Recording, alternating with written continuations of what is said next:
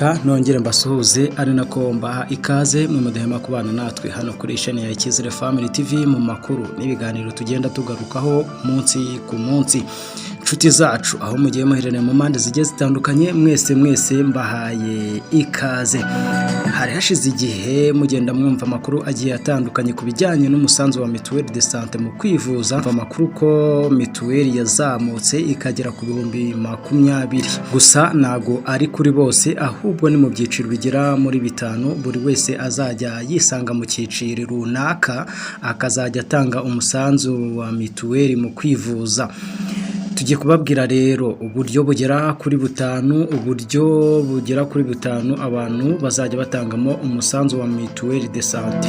Hari aho uzisanga utanga ibihumbi 4, hari naho uzisanga utanga ibihumbi 3, hari naho uzisanga utanga ibihumbi 5, yewe hari naho uzisanga utanga ibihumbi 8, hari naho uzisanga utanga ibihumbi 20.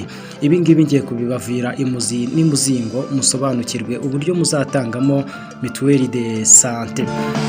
Iteka rya Minisitiri w'Intebe rishyiraho ingano n'uburyo bwo gutanga umusanzu w'ubwisungane mu kwivuza ryo kuwa 16 Gashyantare 2026 rigaragaza ko umusanzu w'ubwisungane mu kwivuza urwego rwa mbere rw'imibereho wageze ku mafaranga ibihumbi 4, naho amafaranga menshi azatangwa akaba ibihumbi 20, naho ibihumbi 20 bikazatangwa n'abari ku rwego rwa 5.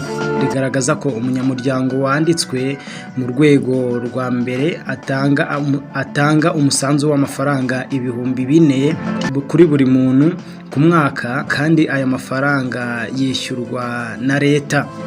Umunyamuryango wanditswe mu rwego rwa 2 agatanga umusanzu w'amafaranga ibihumbi 3 kuri buri muntu ku mwaka, hiyongereho amafaranga 1000 yishyurwa na leta.